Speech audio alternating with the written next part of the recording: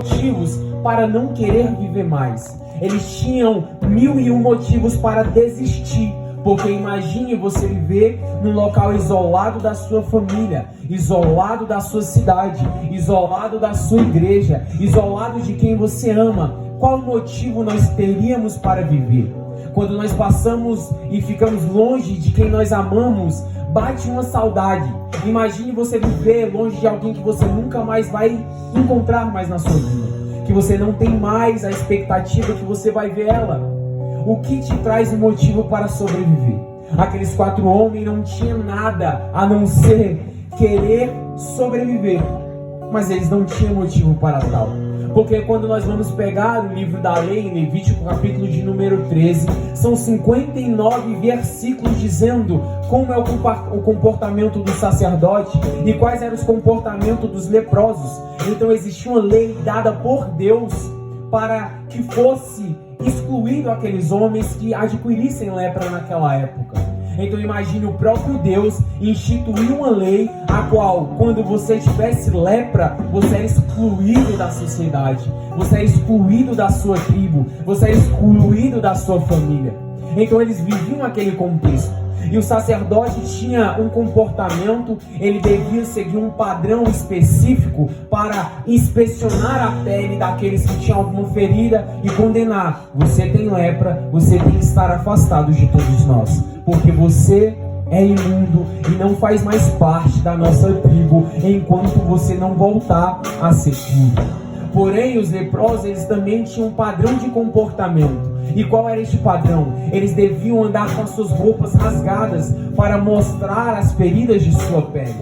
E hoje, por mais que nós sabemos que não acontece mais, mas tem a moda e tem tendência de muitos usarem roupas rasgadas. Já é comum. Naquela época não era. E as pessoas com lepra, naquela época, com as roupas rasgadas, eles começavam a andar, eles tinham que gritar se alguém se aproximasse por dele: imundo, imundo, imundo. Imagine se Jesus não tivesse modificado isso e nós andamos diariamente, nós começássemos a confessar os nossos pecados: mentiroso, mentiroso, fofoqueiro, fofoqueiro, glutão, glutão, preguiçoso, preguiçoso. Imagine você estar andando, aí alguém que não está em pecado se aproximasse de você e você tivesse que confessar o seu pecado. Quantos pecados nós teríamos para confessar no meio do povo? Eu digo por mim mesmo, seria tanto que eu acho que eu nem apareceria mais na sociedade, porque seriam muitas coisas para confessar, porque diariamente nós pecamos. E aqueles 4 leprosos, eles vivem num contexto muito específico. Eles estão ali no cerco de Samaria, pois todos nós sabemos que houve a divisão após a morte de Salomão com seu filho Jeroboão, e 10 tribos foram para um lado e 2 para o outro. E aqui nós estamos diante da tribo do Reino do Norte, que a capital é Samaria, a capital de Israel é Samaria. E eles estão naquele contexto. E o que significaria o cerco de Israel? Eles estão à porta da cidade. E este cerco é um exército sírio rodeando toda a cidade de Samaria. E eles estão naquela situação. Homens leprosos, eles não têm mais para onde ir, porque na porta da cidade não tem mais para onde eles vão se refugiar. Porque se eles estão leprosos, eles não podem entrar dentro da cidade por estarem impuros. Então, a pergunta, como eu trouxe na introdução, a pergunta que permeava a vida daqueles 4 homens é: como nós podemos sobreviver? Porque se eles olhassem para a cidade, no cerco de Israel, ninguém poderia entrar na cidade, mas também ninguém poderia sair. Se ninguém entra e se ninguém sai, não tem mais comércio, não tem troca entre povos para que a comida pudesse rodar e as pessoas dentro daquela cidade pudessem se alimentar. Então, se não tivesse comida dentro da cidade, como 4 homens leprosos iriam conseguir sobreviver? Se as pessoas consideradas puras já não tinham mais comida, imagine 4 homens impuros. Porque eles estão à porta da cidade, à margem da morte, mas existia uma pergunta sobre aquela roda, naquela conversa: como nós podemos sobreviver? Como como nós leprosos, impuros, podemos viver? Como? Se dentro da cidade tem fome, se nós entrarmos, vamos morrer. Se nós ficarmos aqui na porta da cidade, nós vamos morrer, porque os sírios vão invadir, e se eles vão dizimar quem está dentro, imagine quem está fora. Não tem chance de sobreviver. E aqui nós vamos aprender que o Evangelho é vida. O Evangelho é vida. O crente que vive a morte não é um crente genuíno, não é um crente regenerado, não é um crente que está lavado e remido no sangue do Cordeiro, porque um dia você esteve morto, mas aquele que morreu na cruz por você, morreu para te dar vida, e não tem como você estar à porta da cidade pedindo a morte, porque a cruz de Cristo diz para você: o Evangelho é vida, e a vida ela é com abundância. Então aqueles homens, aqueles 4 ali conversando. E aí, o que nós vamos fazer? Lá dentro tem morte, aqui fora tem morte. Como nós podemos fazer para viver? E a única opção que eles tinham é: vamos no arraial dos Sírios. Se ele nos deixar viver, viveremos. Mas se ele nos matar, vamos morrer de qualquer jeito. Vamos testar a sorte, porque se ficar o bicho pega e se correr o bicho come. Então não tem mais o que fazer. Vamos arriscar a nossa última ficha. Vamos arriscar a única possibilidade de nós vivermos. E é por isso que eu perguntei para os amados irmãos: no momento da tua dificuldade, qual pergunta tem permeado a tua vida? Na dificuldade você tem se entregado a ela, ou você tem perguntado: Senhor, como eu posso sobreviver nessa dificuldade? Como eu posso sobreviver em meio à minha ansiedade? Como eu posso sobreviver em meio a essa depressão? Porque o Senhor é o único autor e consumador da vida. E se o Senhor me dar uma estratégia, eu sei que eu posso sobreviver. E o mais incrível é que aqueles homens, mesmo no Velho Testamento, ele aplica 3 princípios importantes sobre o Evangelho, que eu vejo que a igreja hoje em dia ela tem perdido.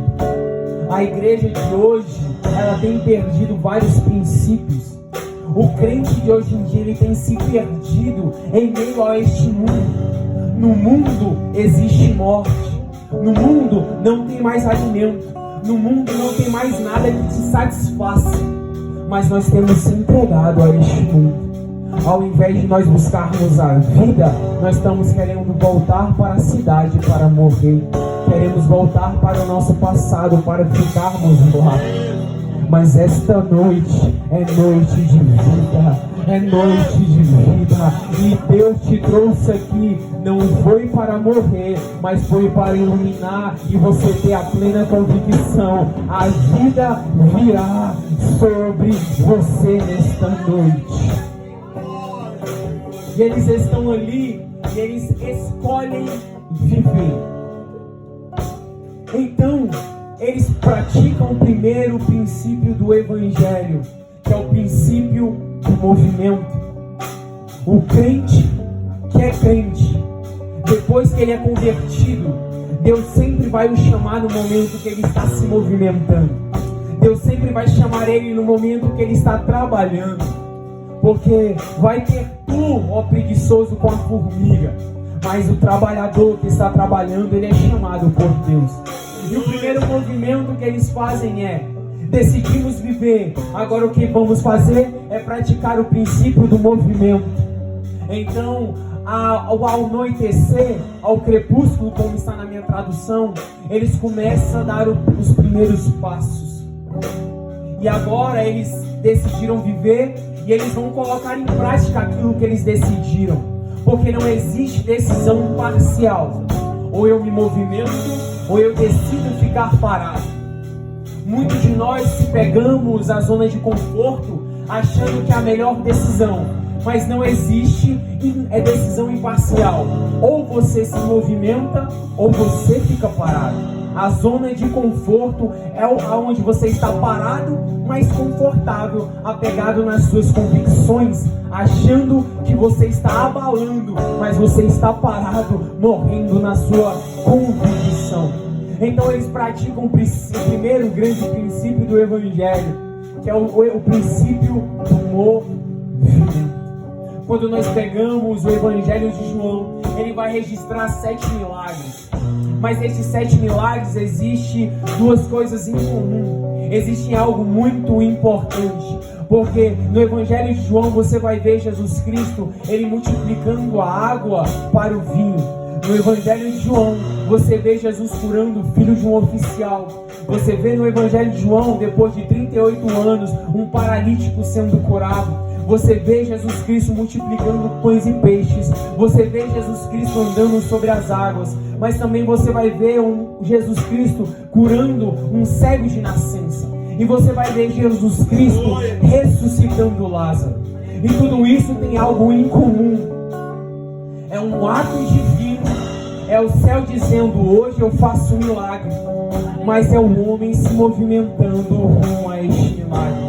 É o céu dizendo: hoje eu tenho um ato divino, mas é o homem se movimentando. Porque Jesus Cristo tem um poder para transformar a substância da água para o vinho, mas é o homem se movimentando, levando o tacho com água. Muitos querem ter a água sendo transformada em vinho na sua vida, mas o homem não se manifesta, o homem não se movimenta para que existe uma transformação na sua vida. Existe um homem com um filho enfermo perto da morte e Jesus fala: vai, eu curo o teu filho, mas se movimente. Só você pode ser pai. Eu curo o seu filho, mas a função de pai é sua. Se movimente, se movimente. E você vai ver que existe um homem prostrado ali que não tem condição de se movimentar nas águas, e Jesus fala: levantar paralítico é comigo, mas movimentar, pegar a tua cama e andar é com você. Jesus quer levantar paralíticos nessa noite, mas você tem que se movimentar, porque o Deus que você serve faz milagre. Mas se o homem não se movimentar, nada adianta. E você vai ver, Jesus, ele pode fazer brotar pão e peixe do céu, ele pode fazer brotar pão e peixe da terra, mas ele fala: discípulos vão procurar a providência, procura o ponto de partida. E os discípulos começam a caminhar e eles encontram o menininho, e ele tinha 5 pães e 2 peixinhos. Primeiro nós procuramos o ponto de partida para o nosso milagre. Depois Jesus multiplica o pão na tua vida. Depois multiplica o peixe na sua vida. Multiplicar pão e peixe é com Jesus, mas procurar o ponto de partida para o teu milagre é com você, é comigo, meu irmão. Jesus, ele pode curar qualquer um. Jesus, ele pode andar sobre as águas. Mas se você quer ver o milagre de Jesus, quer ver Jesus andando sobre as águas, entra no barco e se movimente em meio a este rio, se movimente em meio a este mar. O mar não é lugar para você morrer, o mar é lugar para você ver o milagre e ver que Jesus, ele tem poder para guiar, e ele tem poder sobre os céus, ele tem poder sobre a terra, mas ele tem poder sobre a natureza. E Jesus, ele te mostra essa noite: eu sou o Todo-Poderoso, e o que é o teu problema nas minhas mãos? Se movimente, que eu faço um milagre na sua vida. Você vai ver que existe um homem cego de nascença. Jesus cospe no chão, faz o lodo e passa nos seus olhos. Só que ali não aconteceu o milagre do Senhor. Quer ser curado? Vai no tanque de Siloé, lava os seus olhos para você passar a enxergar. Jesus, ele quer fazer um milagre, abrir os seus olhos espirituais, mas você quer enxergar além do que você enxerga, mas ficando no lugar que você está. Vai na fonte que é Jesus, vai na fonte que é a palavra, porque quando você está em Jesus, o Espírito Santo revela a palavra sobre você. Cegos passam a enxergar. Jesus Cristo, Ele pode fazer o homem se ressuscitar, mas é você que tira a pedra, é você que desenfaixa o defunto. Jesus, nesta noite, pode fazer um milagre, mas qual vai ser a sua decisão? Vai morrer ou vai se movimentar? Vai ficar parado ou vai receber o teu milagre nesta noite? E aqueles homens, eles decidem viver, mas eles decidem se movimentar. E o segundo princípio do Evangelho é a confiança. Não adianta você se movimentar sem fé. Quantos crentes têm rodado como uma barata tonta? Quando você dá aquela chinelada, ela não morre, ela fica doidona. Quantos crentes estão dessa forma? Jesus usa o profeta e fala: eis que eu te digo que você vai ser profeta sobre as nações, mas você não faz missões dentro do seu lar. É Deus falando: eis que você vai ser uma levita, mas você não faz questão de treinar a sua voz para ser levita para o Senhor. Levita é quem era a tribo de Levi, cantora. Amém? Muitos dizem assim: eu vou te usar, vou fazer isso e vou fazer aquilo. E nós se movimentamos de forma sem fé, querendo se apegar com a força do próprio braço. Movimento sem fé é um movimento morto, porque a fé, ela é o firme fundamento do crente. A fé, ela é uma das bases e um dos alicerces, porque a palavra sem fé é morta. Vamos seguir uma palavra que não temos a plena convicção que ela pode se realizar sobre nossas vidas. Então aqueles homens decidem naquele diálogo que vão sobreviver, e eles decidem que eles vão ao arraial dos círios, e eles começam a se movimentar, mas eles se movimentam com fé. Eles se movimentam com na plena convicção que algo vai acontecer naquele lugar. Porque naquela época, quando você era de outra tribo e existia guerra entre as tribos, se você se entregasse para aquela tribo, as duas opções poderiam acontecer: ou você seria morto, ou você iria viver. Mas você ia viver como escravos. Você iria ser escravizado sobre aquele povo. Então eles preferiram ir sobreviver. Eles decidiam ir, porque a fé deles era: se nós morrermos, pelo menos vamos morrer tentando. Não vamos morrer à margem dessa cidade. Não vamos morrer neste mundo. Não vamos morrer neste banco. Não vamos morrer do jeito que estamos. Vamos se movimentar com fé, porque algo tem que acontecer. E eu chamo a atenção para os irmãos, porque no versículo 5 vai estar escrito assim: levantaram-se ao crepúsculo. E vocês vão verem aqui que no versículo 7 a chave daqui da fé é: por isso se levantaram e fugiram no crepúsculo. Porque aqueles 4 homens tinham apenas 8 pés andando, e eles decidiram se levantar no crepúsculo. Mas foi no mesmo crepúsculo que Deus resolveu fazer o milagre.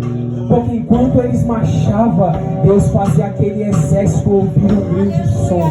Enquanto eles marchavam, Deus fazia aqueles homens ouvirem o ruído. Enquanto eles marchavam, Deus fazia um milagre. Deus fez surgir um grande ruído em meio àquele exército. Eles ouviram um ruído tão grande de carros, cavalos, que eles acharam: estão alugando um grande exército, nós vamos morrer. Enquanto aqueles homens decidiram viver e decidiram movimentar com fé, Deus estava fazendo um milagre. E enquanto eles se movimentaram ao crepúsculo, aqueles homens fugiam. Os homens fugiam. Quando você decide movimentar com fé, não tem inimigo que fique de pé para te parar. Não tem arraial dos círios que vai te derrotar. Não tem fome que vai te matar. Porque quando você se movimenta com fé, Deus faz tudo aquilo que está te impedindo de andar. Ouvir o ruído, e não tem como que fique, não tem como que te pare. Porque quando você decide ter com fé, Deus faz todo mundo ouvir um grande ruído, e Ele bota um exército ao teu favor para pelejar contra os seus inimigos. O mais incrível desse milagre é: o Os 4 andaram e não ouviram nenhum barulho. Era o céu se movimentando para aquilo que Ele te prometeu. Deus, Ele é fiel apenas à sua palavra. Nós somos falhos, como é que Ele vai ser fiel comigo e com você? Mas Ele fala, eu sou fiel à minha palavra. E enquanto aqueles homens se movimentavam, eles não ouviram barulho nenhum. Mas aquele grande exército ouviu um grande som. Era impossível um exército tão grande daquele fugirem de forma tão rápida. Então, no momento que eles decidiram dar o primeiro passo, Deus estava fazendo um milagre. Deus estava operando ao favor daqueles homens. Eles nem sabiam que o milagre iria acontecer. Eles foram imaginando que eles iriam se entregar. Mas Deus estava operando a favor deles. Quando eu e você decidimos viver, quando eu e você decidimos se movimentar, mas quando eu e você temos fé, aquilo que Deus te prometeu, Ele faz tudo ouvir um ruído que vai quebrar as cadeias, que vão quebrar as amarras, para que a promessa de Deus sobre a tua vida, ela se realize, Se preciso for derrotar os teus inimigos, para a promessa na tua vida realizar, Ele vai fazer. Se preciso for movimentar céus e terra, para que aquilo que Ele te prometeu, Ele fala, eu sou fiel para cumprir aquilo que eu te prometi. Não desista, filho, não desista, minha filha, porque eu sou contigo.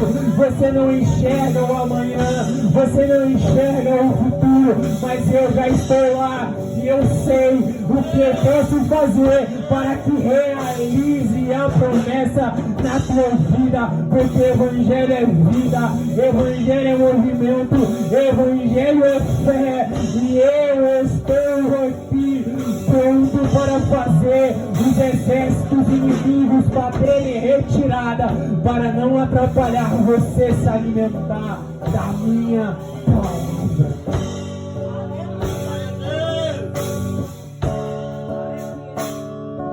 Aleluias. E o terceiro princípio do Evangelho é partilha. Quantos de nós não temos partilhado as boas novas de Cristo? Quantos de nós não temos partilhado a nossa bonança, a nossa prosperidade com o próximo? Fazemos parte de um corpo, e somente dentro desse corpo somos igreja, mas nós somos um corpo muito egoísta. Porque aqueles homens vão entrar, eles vão chegar num arraial, vai olhar para um lado, vai olhar para o outro e falar, ué, nós iríamos se entregar, talvez iríamos morrer, ou talvez iríamos sobreviver, mas não tem ninguém. Eles têm cavalo, tem ouro, tem prata, tem comida, tem vinho, mas cadê eles? E aqueles homens vão lá e eles começam a se abundar e começam a comer. Outrora não tinha comida, agora eles estão alimentados. Outrora não tinha dinheiro, agora tem ouro e tem prata. Outrora não tinha um animal, agora tem um arraial cheio de cavalos e cheio de coisas para eles. E eles começaram a se alimentar, entrou em uma tenda, entrou em outra, começaram a desfrutar de tudo aquilo que eles guardaram. Até o momento que eles caíram e disse, opa, tem algo de errado. Não é assim que se faz. Porque se nós continuarmos da maneira que estamos, pelo amanhecer, o mal vai sobrevir sobre nós. Porque tem uma cidade faminta. Existe uma cidade onde muitos estão morrendo. E nós temos tudo isso e vamos ficar só para nós 4. E eles falaram sim para compartilhar, para partilhar a prosperidade que eles tinham alcançado. Eles disseram sim para partilha. E eles falaram naquele momento, hoje não é dia de ser egoísta, hoje não é dia de ser mesquinho, hoje não é dia de ser mandura, porque hoje é dia de boas novas. Porque tanto no Antigo, no Hebraico, quanto no Novo Testamento, no grego, boas novas significa novidades, significa realmente uma boa notícia. E o significado de Evangelho, o Evangelho é isso, boas notícias. O Evangelho de Cristo são boas notícias. E eles falaram: hoje é noite de compartilhar as boas notícias que vieram sobre nós. E eles falaram que vamos então à cidade compartilhar ao rei todas essas nossas bonanças. Porque quando nós compartilhamos, nós vivemos. Mas quando nós somos egoístas, nós morremos. E quantos têm morrido com a abundância de conhecimento? Quantos têm morrido com a abundância dos dons espirituais? Quantos têm morrido com o fruto do Espírito? Quantos têm morrido dentro de nossas igrejas? Quantas pessoas estão mortas porque não compartilham as boas novas que acontecem sobre a sua vida? Não compartilham o melhor que tem recebido de Deus. São pessoas egoístas, pessoas que as suas orações são só sobre si. Deus me levanta, Deus me usa com poder, com autoridade, mas nós nunca oramos: Senhor, levante nossos irmãozinhos. Senhor, dê poder, dê autoridade para outras pessoas pregarem o teu evangelho. Só nós queremos ser ganhadores de almas. Só nós queremos ser o centro da atenção no momento da pregação.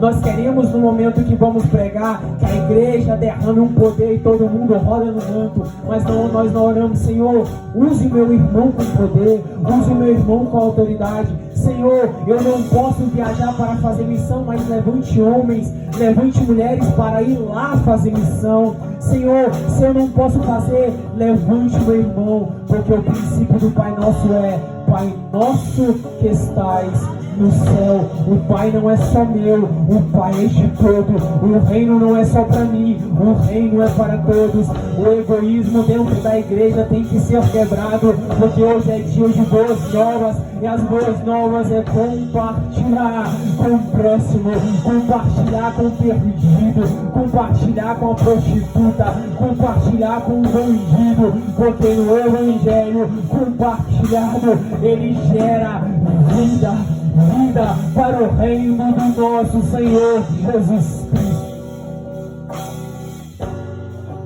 E quando nós pegamos todo o contexto do primeiro versículo, o profeta Eliseu vai entrar com a boca de Deus para aquele rei, falando que ao amanhecer viria comida sobre aquele reino. Mas o rei, ele duvidou e ele falou: só pela tua incredulidade você não vai partilhar daquilo. Todo o reino usufruiu da abundância daqueles 4 leprosos. Deus usou o impuro para salvar uma nação. Eu e você um dia estávamos mortos, e Jesus Cristo pode nos usar para ganhar várias almas, para ganhar o nosso serviço, para ganhar a nossa faculdade, para ganhar a nossa escola, para ganhar a nossa família. Porque quem recebe e compartilha vive. Quando nós pegamos a geografia de Israel, nós vamos ver que o Rio Jordão, ele nasce no topo do Rio Hermon, do Monte Hermon. E ele nasce, cresce e compartilha com o Mar da Galileia. O Mar da Galileia é apenas um rio, mas por ser tão grande é intitulado como mar. E aquele lugar é o local onde teve várias pescas, onde Jesus operou um milagre, e muitas pessoas vivem até hoje daquele mar.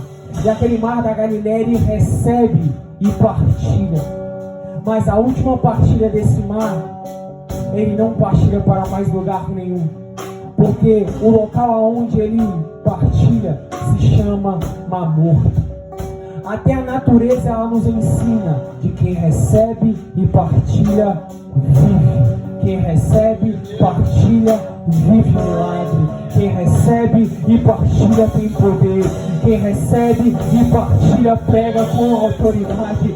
Jesus está falando nesta noite: eu não vim chamar você para ser morto, eu não vim chamar você para receber e morrer no seu próprio ego. Eu te chamei, foi para compartilhar. Eu te chamei, foi para ser levantado entre aqueles que precisam receber, porque aquilo que eu te dei é para compartilhar. Eu sou o pão da vida. E essa vida tem que ser caída sobre outra pessoa. A tua prosperidade não é só para você. O teu milagre não é só para você. O teu poder não é só para você. Porque eu sou o único poderoso. E se eu te uso, eu posso usar aquele que você vai ganhar. Porque você compartilhou as boas novas de Cristo. A cruz é sobre partilha. E que nessa noite nós possamos aprender que essa noite Deus te chamou não foi para a morte. No momento das suas dificuldades, vigie nas perguntas que você tem feito. Muitas vezes nós encontramos uma situação onde olhamos para um lado e para o outro e não sabemos para onde ir. Nós vamos falar: é melhor desistir, é melhor parar de vez. Não estou conseguindo mais me levantar, não estou conseguindo mais fazer nada, então eu vou parar. Mas a pergunta que você tem que fazer é: como eu posso viver? Como eu posso sair da mornidão espiritual? Como eu posso sair dessa morte para uma vida vivificada no Espírito? Como eu posso sobreviver em meio à minha depressão, à minha ansiedade? As tuas dificuldades, existe solução em Cristo. Existe solução na cruz. Essa noite Deus te trouxe aqui porque Ele quer te mostrar que existe vida, e a vida é olhando para Ele. Mas quando você decide sobreviver, você tem que começar a se movimentar. Você tem que viver um evangelho de trabalho. Porque bem-aventurado é o trabalhador que é pego quando nosso Senhor voltar. Porque grande é a seara, mas poucos são ceifeiros. Aquele que colocou a mão no arado e olhar para trás não é digno de colher os frutos do trabalho.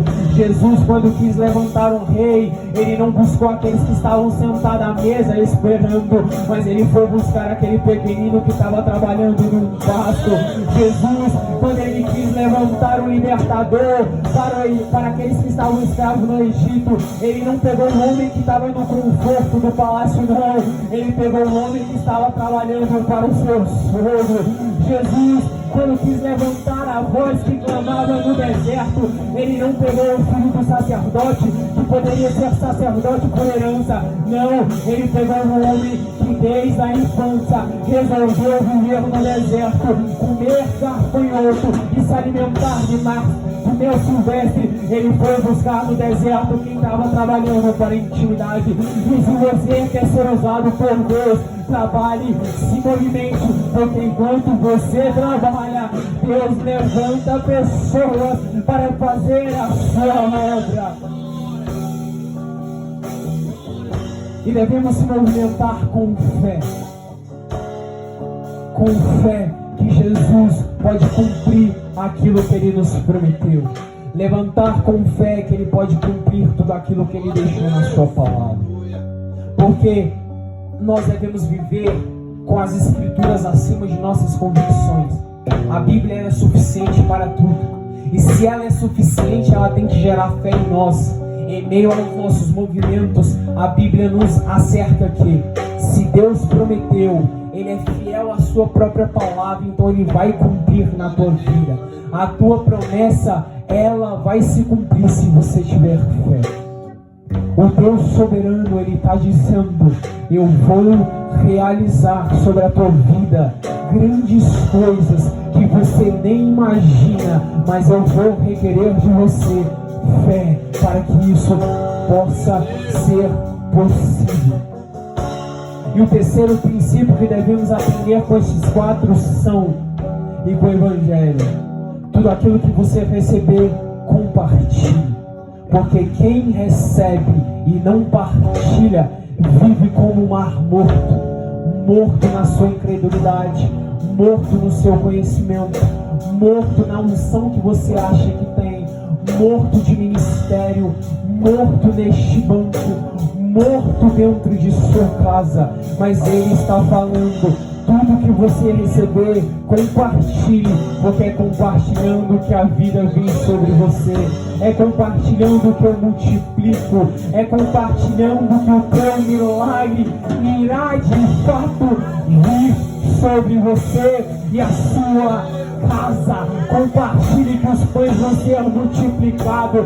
Compartilhe que os pães eles vão se multiplicar, porque aquela mulher, ela tinha vasilha, enquanto ela podia compartilhar o azeite sobre outras vasilhas, o azeite se multiplicava, o azeite continuava. Então, enquanto você compartilhar, o azeite do Espírito Santo vai transbordar sobre as suas vasilhas. Este Deus que nós servimos é maravilhoso. Este Deus que servimos, Ele é incrível. E que a sua benevolência dure para todos sempre. Que nós possamos aprender a querer viver, se movimentar, ter fé e partilhar. Porque estes são 3 princípios do Evangelho. E o ponto de partida para a cruz, que é a vida. Porque o Logos de Deus, Ele é o autor e a fonte de toda a vida. Que nessa noite você possa ficar com esta palavra, que você possa compartilhar as boas novas com alguém que precisa. Vamos cada vez mais buscar a presença do Senhor e buscarmos ser fiéis à sua palavra, porque Jesus Cristo, Ele tem promessas para realizar sobre o povo dele, mas nós devemos fazer a nossa parte. Eu agradeço, louvo o nome do nosso Senhor, e que todos os irmãos possam ter uma semana abençoada. Eu agradeço a minha oportunidade. Amém.